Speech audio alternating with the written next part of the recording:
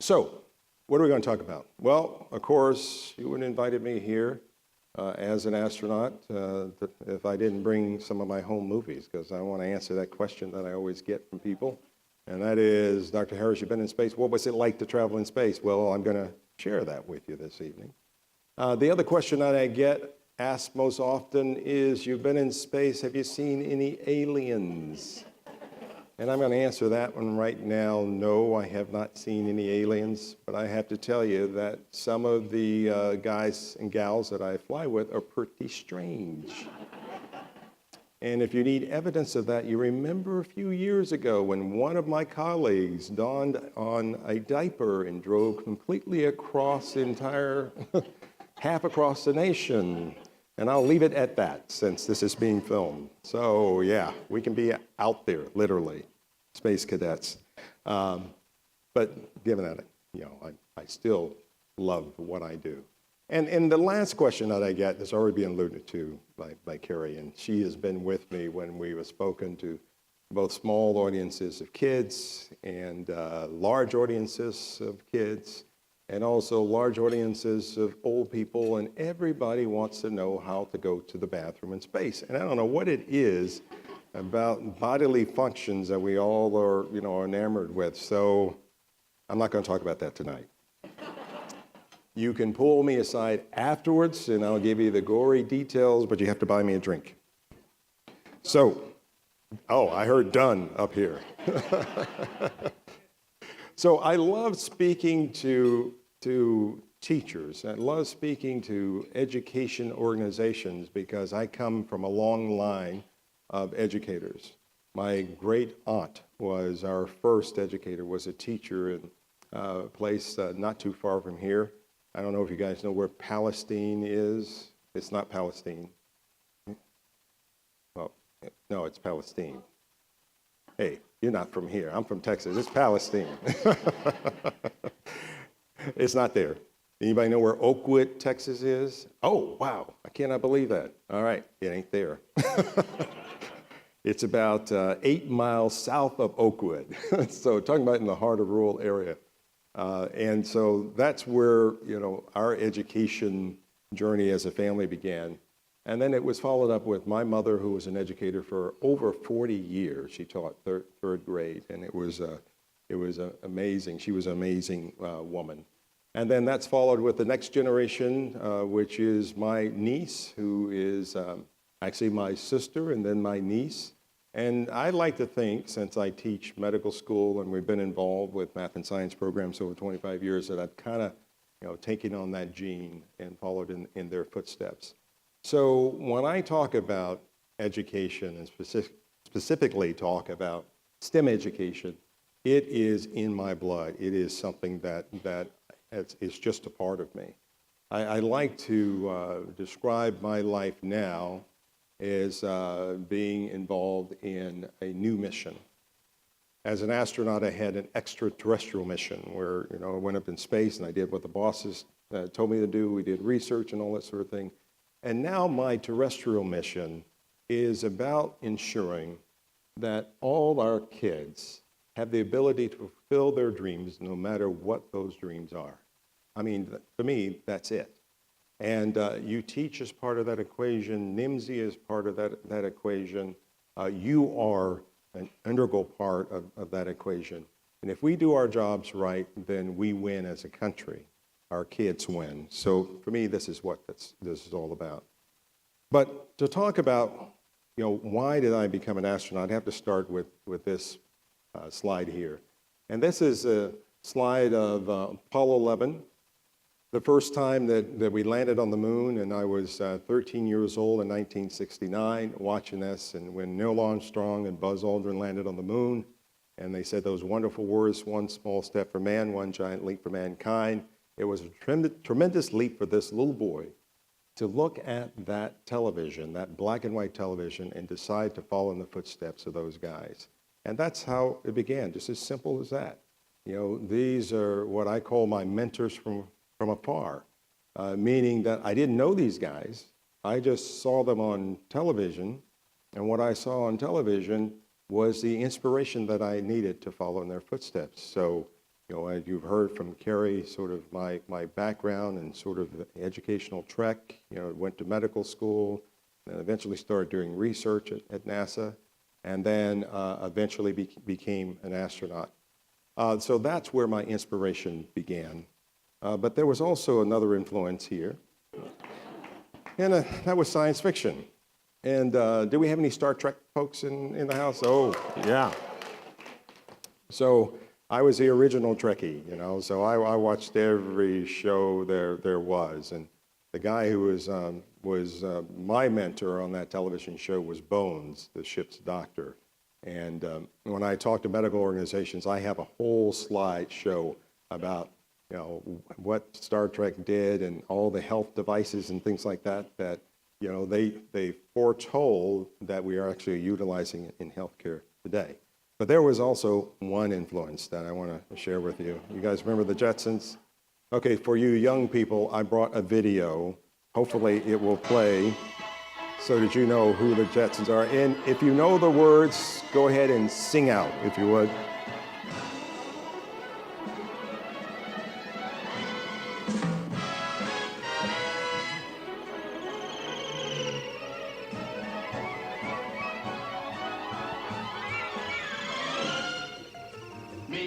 Flying cars. Oh, I hear some people singing. Oh, look at that.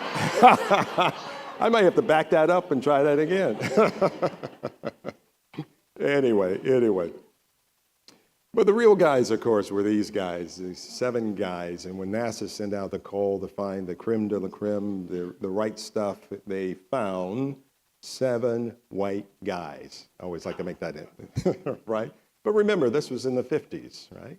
And there were a lot of issues going on around race relationships and all that. And, I sometimes describe, when I was looking at those pictures of us, accomplishing some of the greatest feats that have ever been accomplished by humankind on one channel, landing on the moon, and on the other channel, seeing how we were treated, African Americans were treated during that period of time, during the civil rights movement. But that did not deter me because I said that whatever I set my mind to, I was going to do. And so I watched that program, and I saw another guy in the 70s, a guy by the name of Joe Kerwin, who was the first American physician to fly in space. And you notice something different about him examining his crew member here? Anybody? Upside down. Come on, you guys had a few drinks. Come on, we can talk. All right, he's in a place with no gravity, right? So examining a patient in space is a little different than here on Earth. If I was here on Earth, I would say, hey, Mrs. Johnson, come in and have a seat on the table. But of course, in space, I just say, hey, Joe, float this way and don't worry about turning right side up, because there really is no right side up. And this was probably my first experience of realizing that this environment was entirely different than the environment here on Earth, and started me down that trek of finishing medical school and eventually doing research at NASA and then applying for the astronaut corps. Now I wanted to show you this picture. So this is the 13th class, astronaut class. And you notice the difference, dramatic difference, great diversity.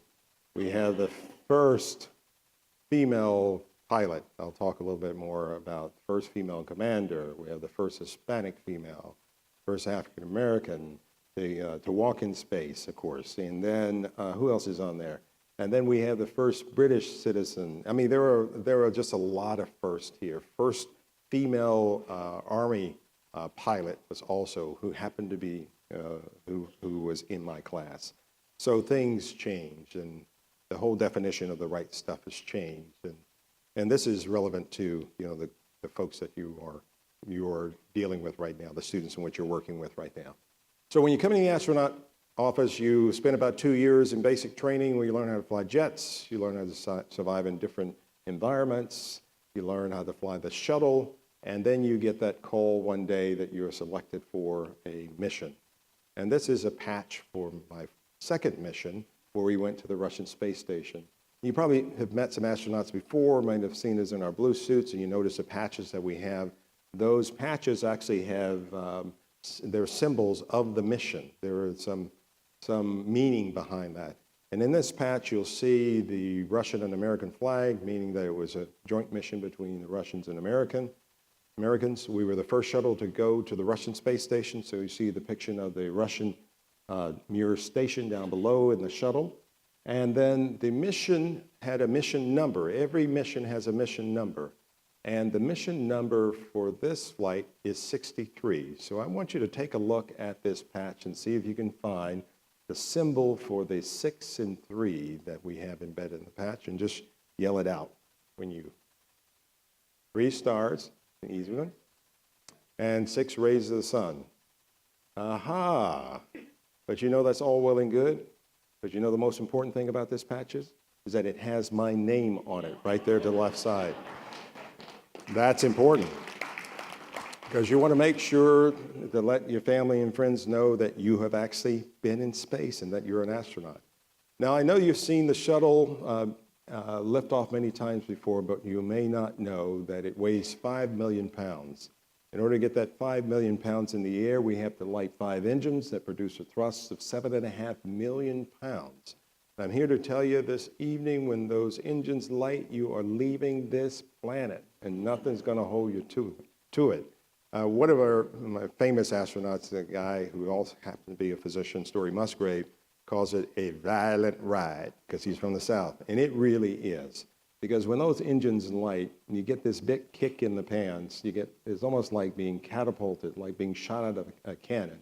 You pull about 1.5 G's just when you're lifting off the pad, and then when you get about 2 minutes into the mission, we call that the first stage. And the first stage is depicted in the slide at the top in the middle. We drop off the solid rocket motors, and at that point, the solid rocket motors are falling back in the ocean and recovered. And we're going a mere 2,500 miles an hour. So just in 2 minutes, 2,500 miles an hour. And if at this point I could roll down the window of the shuttle and stick my hand out, I wouldn't feel anything. Why? Because I'm above most of the atmosphere at 100,000 feet. So why is that important? It's important because there's no resistance on the vehicle. Now, you know when you're driving in a car and you roll down the window 70 miles an hour, you stick your hand out, you're going to feel something. At this altitude, you don't. So since there's no resistance on the vehicle, what do you think we're going to do? We're going to speed up. And we go from that 2,500 miles an hour to 5,000, 7,000 to 10,000, eventually to 17,500 miles an hour. And at 17,500 miles an hour, we go from being pushed back in our seat to about 3.5 G's. So with the suit that I'm wearing, which weighs about 125 pounds, and I weigh 225 pounds, if you add all of that up, multiply that times 3.5, you get just under 1,000 pounds. So you can imagine being on the inside, you're just fixed to the seat. You're just glued to the seat. And it is very difficult to reach out. In fact, we don't do that at all because that could, you could strain your muscle. For example, this arm that weighs 25 pounds now weighs 75 pounds. And your body is just not used to that.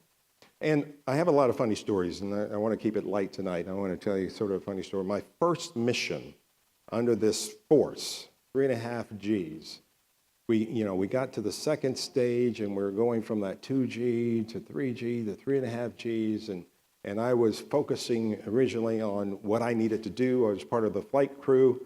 If something went wrong, there were certain switches I have to turn here and have to open up the checkbook and all that sort of thing. And then finally, all that just went away. And something else was attracting my attention. And I have to step away from the mic so you can really get the full, good, he followed me, great. Step away from the mic. So remember, we're sitting in the spaceship. We're laying on our back, so we're going up in the space on our back.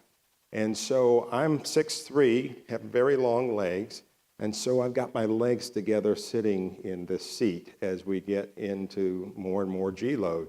And guess what's happening? My legs are beginning to pull apart. And every so often I would pull them back together. And then they would pull apart. And I would pull them back together. And so I remember when I got through with that flight, I said, if I ever get another flight, I'm going to fix this. So I called the NASA engineers, and I said, guys, I'm having trouble with my long legs under this G load. So you got to design something to keep me, keep my legs together. So they gave me a Velcro strap.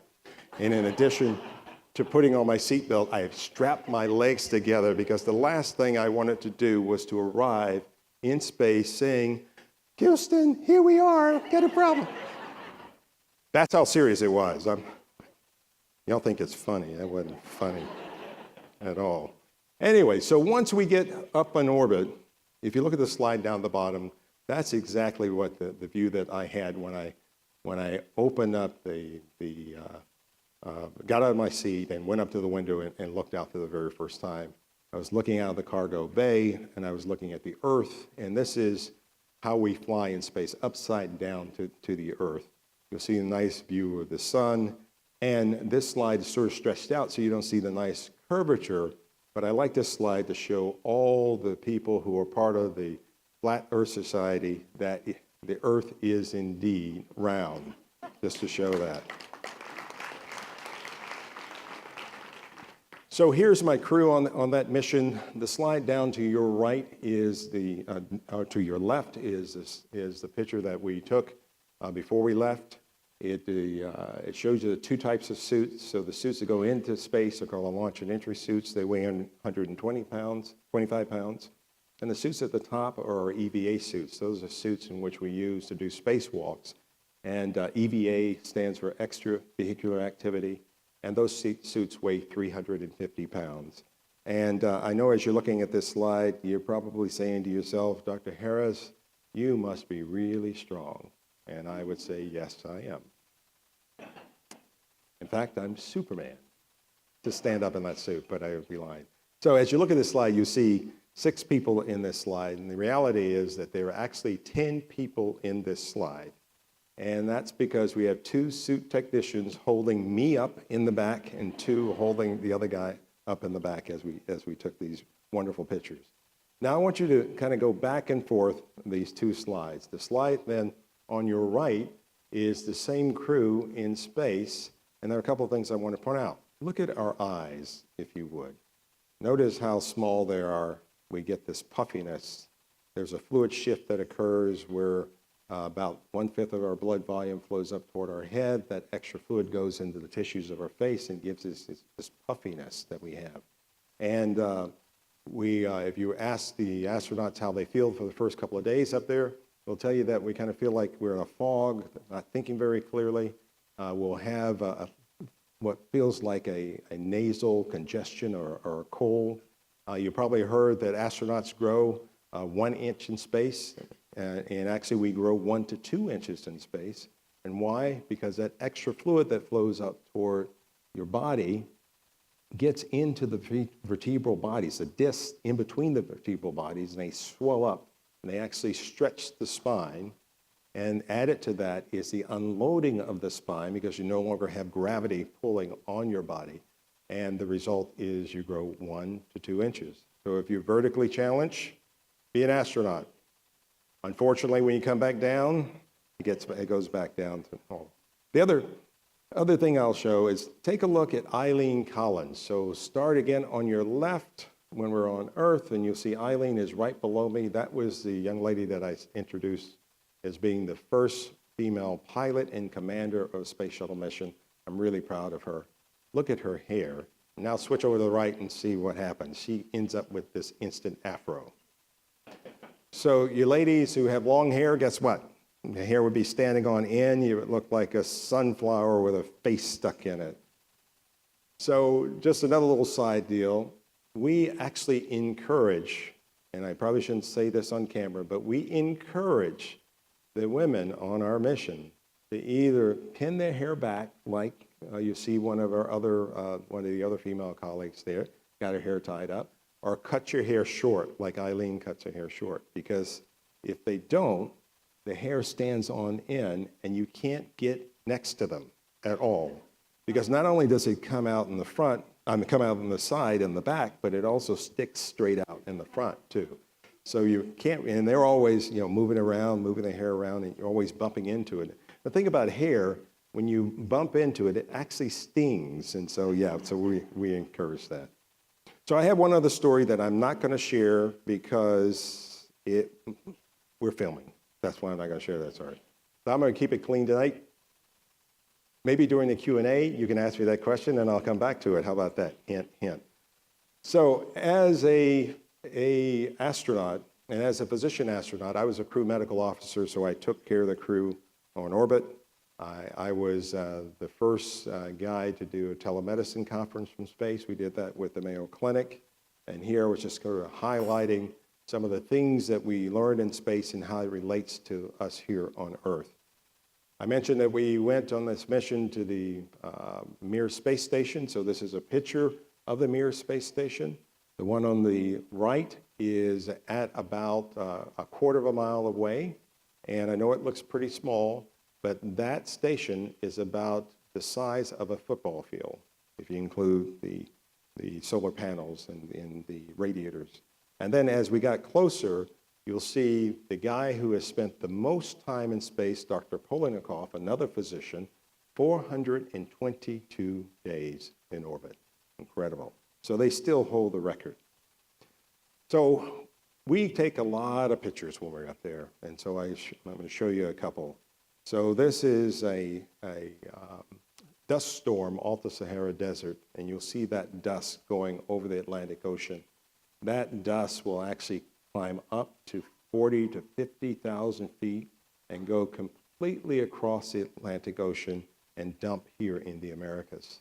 And this has happened for millions of years. And so some scientists believe that the reason why we have such rich soil here is because of that transfer of soil from Africa, especially in South America. And so that's a dust storm, kind of cool. And we've watched that, of course, the Sahara Desert over the last probably 30 or 40 years grow in size. So we talk about climate change, it really is apparent from space. So this is a picture of daytime and nighttime at the same time. And we call this the Terminator. So you'll see nighttime on one side, and on the left side, daytime, which is kind of cool. This is a view of Aurora Borealis. And on my second mission, we actually flew through this, and that was incredible. How many people have seen Aurora Borealis? Okay. As beautiful as you saw here on Earth, imagine flying through this. It is just incredible to see that. And you can see the city lights below. And so I mentioned, and let me see, I'm going to give you guys a test since you're teachers or students. How fast did I say that we travel in space? What was the top speed? 17,000, right? 17,500 miles an hour. Well, at 17,500 miles an hour, we can go around the world every 90 minutes. At 17,500 miles an hour, I get to see a sunset or sunrise every 45 minutes. It's pretty cool. And what I want to show you now is a sunrise from orbit. You see the Earth down below, then the sun peaks a little bit on the horizon, and then the sun is in full blast in your face. And the time that it took me to describe that sequence of slides, that's how fast the sun rises. And the temperature will go from a minus 165 degrees to 200 degrees in that same period of time. So it's incredible. So our spaceship has to take that type of extreme temperatures in addition to the vacuum of space. Our space suits have to take that same temperature. In lies why that suit is so heavy and so bulky, that 350-pound EVA suit. So I wanted to give you a feel for what it was like to travel in space. You guys, did you get there? Did you feel that a little bit? Okay. So now I'm going to switch gears. I'm going to tell you and talk a little bit to close this out about where we're going in the future. Well, this is the International Space Station. This station is twice as big as the station I showed you before. And it's a station that is now a national laboratory where we will spend, or we have 7 or 8 people there 7 days a week, 365 days a year. It is an incredible laboratory in which we're learning a lot of things about how we can survive, humans can survive in these types of environments. And But at the same time, when we're learning this knowledge, guess who is the beneficiary of that knowledge? Those of us here on Earth. And I have a whole presentation where I talk about the spinoffs that come from our space exploration that have impacted us here on Earth, like micro-miniaturization electronics that lead to defibrillators and pacemakers. The imaging technology used for MRIs and CT scanners all come from the space program. So just think about the impact that we're going to have with this station up. Where do we go next? Well, there's talk. In fact, the president's currently talking about going to the moon and Mars. So this is a picture of what a habitat might look like on the surface of the moon. And this is a picture of what life might look like on Mars. By the way, Mars is about 1/3 the size of the Earth, which means the gravity is about 1/3 the size. So you can actually jump 3 times higher on Mars. The atmosphere is less than 1% of the atmosphere on Earth, so we need to have a pressure suit continuously. And we were talking during the reception with some folks. How many of you guys saw The Martian, the movie The Martian? Wasn't that cool? That was really neat. That was really neat. And a lot of that stuff was based on scientific fact, which is cool. Well, we are going to be there. NASA has announced in 2030 there will be a mission, a human mission to Mars. And so we'll get to see that in our lifetime. So what else is going to be happening? Well, it's happening right now. People know about SpaceX. You know that Elon Musk and Jeff Bezos have entered the fray. Now we no longer just have the shuttle and governments that are now going to low Earth orbit and possibly beyond, but we have private industry that's going to be involved in developing space exploration. And I don't know if you saw about a month or so ago, SpaceX did that simultaneous landing after he sent the Tesla into space, which brought a lot of, again, notoriety to what we do up there in space. So this is just the beginning of how technology is going to affect us. If you talk about how technology is going to affect us here on Earth, I just came from a conference where we were talking about STEM education. It was a financial conference, and we were talking about STEM education. Why? Because a lot of the things that we're now doing in the asset management, in the financial industry, are driven by mathematics. Has anybody heard of Bitcoin? Has anybody heard of blockchain now? That's sort of the famous thing. All that is based on what we're trying to teach our kids now. And we never would have come up with those phrases, even thought those phrases would have existed just probably 2 or 3 years ago versus now. So the world is changing in a big way, and our kids have to be prepared for that. So here's my question for you. Do you think that our youth are prepared for the jobs? I was saying the future, but I'm talking about, do you think our youth are prepared for the jobs of now? Let me see by a show of hands how many people think that. All right, how many people think that they are not? Okay, that's why we're here, right? To address those issues. So just a few facts and about our graduation rates. I'm not going to spend a lot of time on it, except for I will highlight the chart on the right side about when our kids don't graduate from high school, they're 2 times as likely to be unemployed, 3 times as likely to live in poverty, 8 times as likely to go to prison. And think about who's in prison. And if you're teaching in the inner city schools and districts, you know that it's mostly minority kids here. Where are they going to get the jobs? What jobs are they going to have to be prepared for? Those are jobs in STEM. I know I'm preaching to the choir here, but I'm just highlighting for you the urgency of what you do every day. What about the kids that leave high school, are able to graduate from high school? Are they prepared for college? And guess what? The overall answer is no, they're not. And I would be remiss, my daughter would be really upset at me to say that I had a daughter that went to private school, then went to college, and she was not prepared, even though she had some of the top education that Houston could offer. And why is that?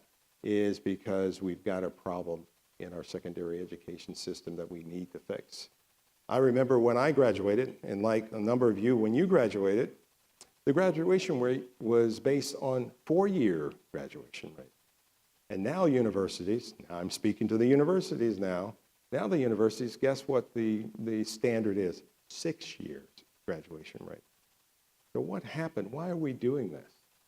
Now, we're not doing our kids we're doing our kids injustice by changing the standards.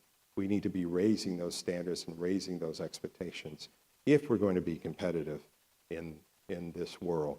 And speaking of competitiveness, this slide just underscores that in this day and age, technology is driving everything that we do.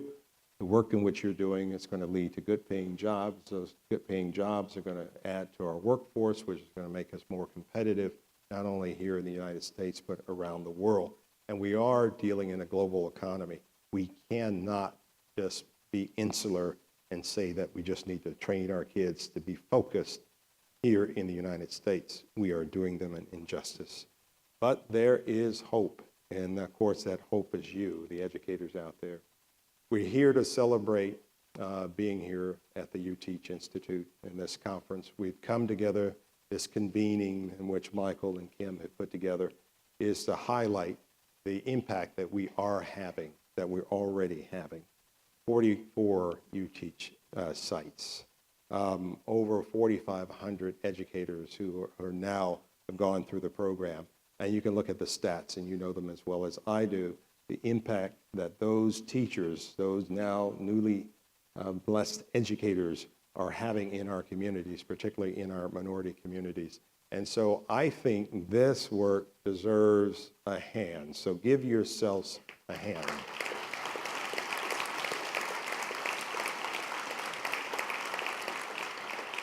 And I would be remiss if I didn't do a commercial for NIMSY. So here's my commercial for NIMSY.